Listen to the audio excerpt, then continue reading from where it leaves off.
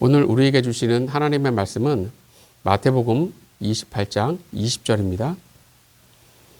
내가 너희에게 분부한 모든 것을 가르쳐 지키게 하라. 볼지어다 내가 세상 끝날까지 너희와 항상 함께 있으리라 하시니라. 아멘. 오늘은 세상의 흐름에 맞서는 그리스도인, 세상의 흐름에 맞서는 그리스도인이라는 제목으로 말씀을 증거하도록 하겠습니다. 우리나라 장애인 국가대표 수영 선수 중에 김세진 선수가 있습니다. 이 김세진 선수는 태어날 때부터 오른쪽 다리는 무릎 아래가 없고 왼쪽 다리는 발목 아래가 없습니다. 오른손은 손가락이 하나밖에 없어요. 왼손만 정상입니다. 이렇게 큰 장애를 가지고 있는 아이에게 과연 희망이라는 게 있을까요? 더군다나 그는 보육원에서 지내는 고아였어요. 그런데 세진이에게 기적이 일어났습니다. 세진이가 한 가정에 입양된 거예요. 입양된 그는 6번의 수술을 통해 의족을 달고 피나는 재활 훈련을 하게 됩니다. 그 결과 9살 때 의족을 달고 한라산보다 2배나 높은 산에 오르기도 했고 13살에는 세계 수영 장애인 수영 선수권 대회에서 금메달을 따기도 했습니다. 그리고 17살에 성균관대학교 4년 장학생으로 입학까지 하게 됐어요. 세상에는 세상의 흐름대로 살아가는 사람이 있는가 하면 세상의 흐름에 맞서는 사람도 있습니다. 이 김세진 선수를 입양한 부부는 세상의 흐름에 맞서는 아름다운 인생을 살았다라는 거예요.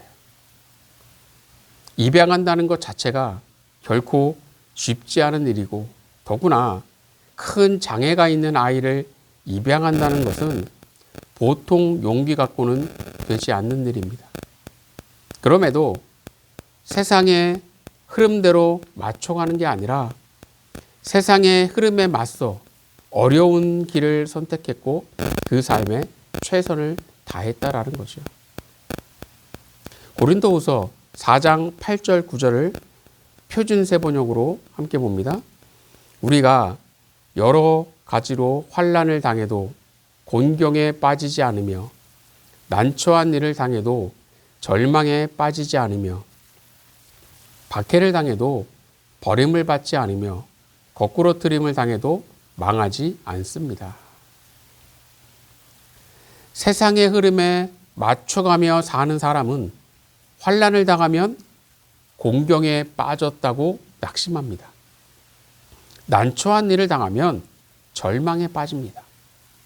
또한 박해를 당하면 버림받았다고 여기고 거꾸로 트림을 당하면 망했다고 여기며 죽음을 생각합니다. 그러나 세상의 흐름에 맞서는 사람은 환난을 당하고 난처한 일을 당해도 낙심하거나 절망하지 않습니다. 사람들이 저 정도의 고난이면 원망할 수밖에 없을 거야 라고 하는데 원망하지 않아요.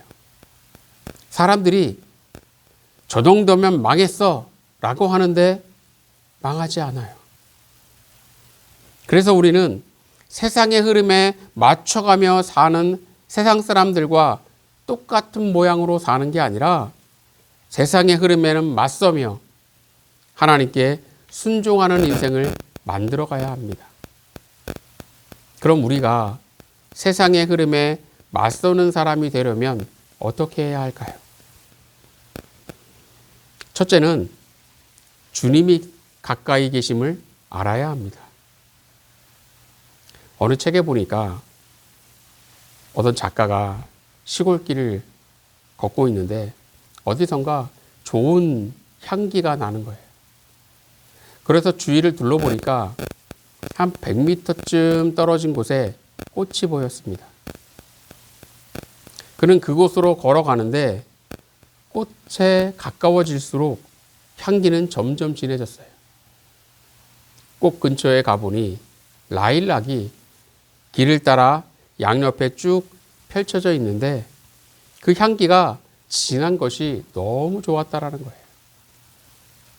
라일락 꽃향기가 바람을 타고 100m까지 퍼지고 있었던 거예요. 작가는 이렇게 말합니다. 이 라일락꽃 근처에 있는 돌, 흙, 나무는 꽃향기가 배어 있어 얼마나 좋을까. 이 글을 읽으면서 믿음도 마찬가지라는 생각이 들었어요. 내가 하나님을 가까이 하면 가까이 할수록 나에게서 신앙의 향기는 진하게 풍겨나게 됩니다. 그러나 하나님과 멀어지면 멀어질수록 신앙의 향기는 약해지게 되고 결국에는 신앙의 향기는 고사하고 세상의 냄새만 풍기는 자가 되고 마는 겁니다. 빌립보서 4장 4절부터 6절의 말씀을 보겠습니다. 주 안에서 항상 기뻐하라. 내가 다시 말하노니 기뻐하라. 너의 관용을 모든 사람에게 알게 하라. 주께서 가까우시니라. 아무것도 염려하지 말고 다만 모든 일에 기도와 간구로 너희 구할 것을 감사함으로 하나님께 아뢰라. 우리가 방금 읽은 이 4절부터 6절의 빌립보서 말씀 중 핵심이 되는 구절은 5절에 나와 있는 주께서 가까우시니라 라는 말씀입니다. 왜냐하면 4절, 5절, 6절 말씀이 모두 주께서 가까우시니라 라는 말씀과 연결되어 있기 때문입니다. 주께서 가까우시니라 라는 말씀이 4절과 연결되어 주 안에서 항상 기뻐하라. 주께서 가까우시니라. 이렇게 되는 것이고 5절과 연결되어 너희 관용을 모든 사람에게 알게 하라. 주께서 가까우시니라. 6절과도 연결되어 아무것도 염려하지 말라. 주께서 가까우시니라. 이렇게 되는 겁니다. 한번 상상해 보십시오. 항상 기뻐하는 모습과 관용이 있는 나의 모습을 모든 사람이 알게 되고 아무것도 염려하지 않는 모습이 있다는 거예요. 그런데 세상의 흐름에 맞춰가며 사는 사람이라면 이런 모습들이 보여질까요? 그럴 수 없다라는 거예요. 오직 주님과 가까이 해야 세상의 흐름과는 다른 세상의 흐름에 맞서 그리스도의 향기를 낼 수 있는 믿음의 사람이 되는 겁니다. 오늘 본문 20절을 보겠습니다. 내가 너희에게 분부한 모든 것을 가르쳐 지키게 하라. 볼지어다 내가 세상 끝날까지 너희와 항상 함께 있으리라 하시니라. 아멘. 예수님께서 마지막으로 제자들에게 내가 너희에게 분부한 모든 것을 가르쳐 지키게 하라. 그렇게 말씀하셨어요. 여기서 예수님께서 분부한 모든 것이라는 것은 예수님께서 제자들과 함께 했던 3년 동안 가르치시고 말씀하신 모든 것을 뜻합니다. 즉, 예수님께서 말씀하신 모든 것들을 소홀히 여기지 말고 귀하게 여기라는 뜻이에요. 그런데 예수님의 말씀들을 귀하게 여기며 삶에서 실천하려면 필연적으로 세상의 흐름에 맞설 수밖에 없는 겁니다. 이때 우리의 힘과 능력으로 세상에 맞서 승리하기란 불가능해요. 그래서 예수님은 본문에서 내가 세상 끝날까지 너희와 항상 함께 있으리라 라고 말씀하신 겁니다. 즉 예수님께서 가까이 계시겠다는 뜻이에요. 우리가 주님이 가까이 계시다는 것을 잊으면 세상에 맞설 힘과 용기가 없습니다. 그러면 세상의 흐름에 맞춰가는 세상 사람들과 똑같은 부류가 되는 거예요. 그러니 우리는 한시도 주님께서 가까이 계시다는 것을 잊지 말아야 합니다. 그래야 세상의 흐름에 맞설 힘과 용기가 생기는 거예요. 이것을 잊지 마시고 주님이 가까이 계시다는 것을 잊지 않는 가운데 세상의 흐름에 맞서는 믿음의 사람이 되기를 간절히 축원합니다. 두 번째로 세상의 흐름에 맞서는 사람이 되려면 주님께서 대신 싸워주심을 알아야 합니다. 야고보서 4장 7절을 보겠습니다. 그런즉 너희는 하나님께 복종할지어다.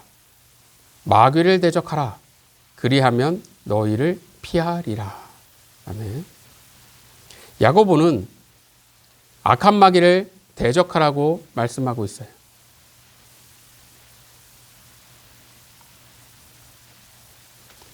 악한 마귀의 목적은 우리를 하나님과 멀어지게 하는 겁니다. 그 목적을 달성하기 위해 악한 마귀는 우리에게 수많은 어려움을 줍니다. 어려움을 통해 하나님을 원망하게 만들어서 하나님과 멀어지도록 하게 하려는 거죠. 욥의 고난을 생각해 보십시오. 악한 마귀는 욥의 재산을 빼앗았어요. 또 자녀들도 빼앗고 건강까지 빼앗았습니다. 욥은 살아도 사는 게 아닌 자가 되었어요. 악한 마귀는 이런 고난을 통해 성도들도 하나님과 멀어지게 만들어 결국은 성도들을 믿음의 사람에서 마귀의 사람으로 변질시키려 한다는 겁니다. 그런데 야고보는 그런 악한 마귀와 대적하라고 말씀하고 있어요. 그러면 악한 마귀가 피한다는 겁니다. 여기서 피한다는 것은 도망친다는 의미예요. 즉 우리가 두려워하지 않고 악한 마귀를 대적하면 악한 마귀가 도망친다는 겁니다. 그러면 이런 생각이 들 거예요. 우리가 무슨 힘이 있어서 악한 마귀와 대적을 합니까? 맞는 말이죠. 우리가 무슨 힘이 있어서 악한 마귀와 대적을 하겠습니까?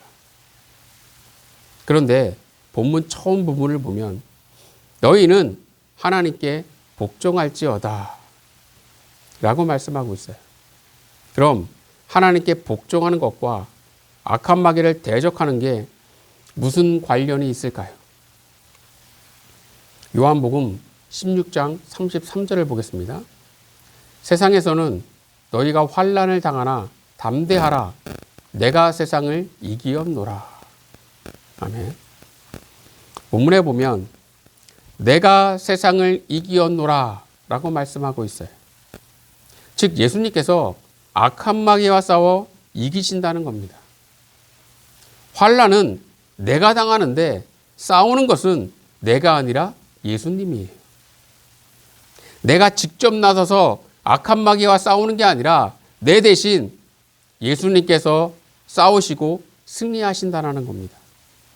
그러면 싸워 이기신 예수님의 승리가 곧 나의 승리가 되는 거예요. 그래서 우리가 하나님께 복종하면, 순종하면 주님께서는 우리 대신 악한 마귀와 싸워주십니다. 주님과 악한 마귀가 싸우면 누가 이길까요? 무조건 주님이 이깁니다.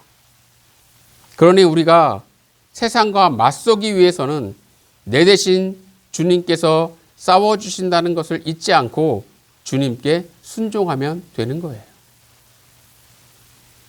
우리나라는 벽돌이나 콘크리트로 집을 짓는데 미국은 거의 대부분 나무로 집을 짓습니다.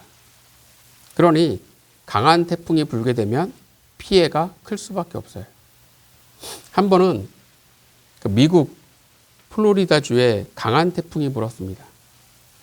이때 한 마을이 완전히 폐허가 되었는데 딱 한 집만이 피해를 크게 입지 않았어요.